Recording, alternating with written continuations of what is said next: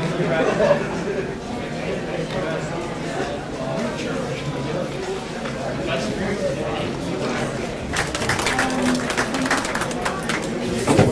good evening. Even though I don't deserve the clap, our heroes, the people who wrote the perfect poem of our virtue in America by their blood. But actually today, I'm so sad always when I talk about my wound. This is my passion. This is what I believed, and I still believe. I am an Iraqi person. Most of you know me. Also, I worked for 3 years for American troops, US Navy and US military as a culture advisor and interpreter in the same operation, Iraqi Freedom. What's make me sad when my nation, it's not all of them, but wide part, always asking me, do really American come to liberated Iraq? And my question, my answer, sorry, always yes, because that's what I believed. And that's why I still believe. And that's what my nation were believe at the beginning, because they were living under the dictatorship grip for almost 35 years. No neighbor country was helping the Iraqi people who's dying in big amount, big number every day. American across the ocean, those heroes left families, left children, left wives, husbands, and come to give their life to me, to liberate me and liberate my country. I am sad because first week when I arrived to America, my life was saved by the grace of God through the intervention of American. When I arrived first week to this town, I was shocked when I see there's cars have a sticker says enough blood for oil. And one day I stopped one man and I said, excuse me sir, I want to discuss with you that subject really. And because I'm look Arab and I have very thick accent, so the man was really under anxiety and was so afraid. And he said, what? I said, I want to discuss with you the perspective of blood exchanging by oil. This is untruth, sir. And what I'm telling you is not fallacy. What I'm telling you, I'm a witness. I'm a person was liberated by this operation. I'm Iraqi witness who lived in American base for 3 years, and I was refueling my car, my personal car, by US fuel, US gas, not Iraqi gas. And I found out the man actually lost his beloved son in Iraq and was so angry. And he said, please keep telling me. And I keep telling him until the tears come out of his eyes. And he said, God freed me just right now. Years I was under that attack.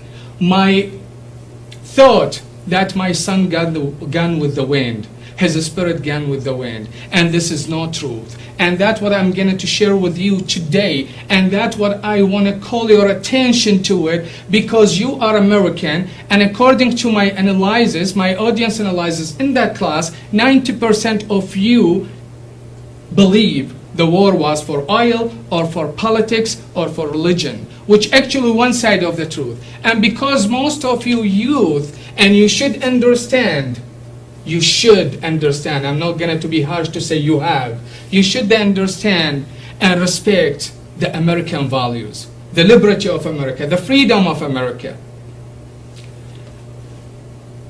If we believe in these fallacies, we should tell these people, our beloved ones, your souls, your spirit gone with the winds.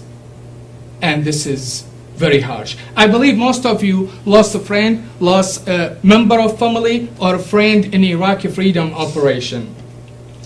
And that's affected actually by the media.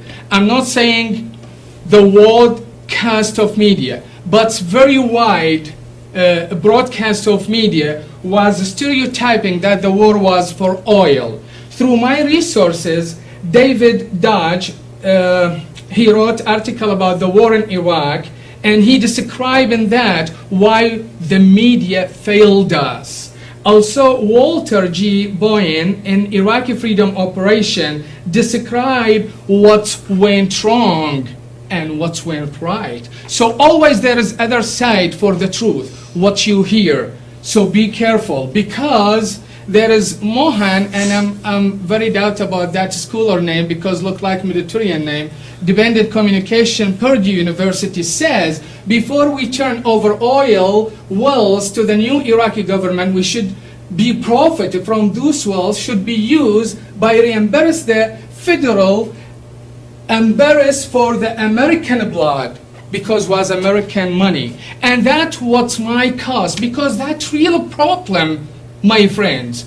If we surrender what we hear, what we see in the media sometimes talking to your subconscious, putting something in your mind, you don't examine it.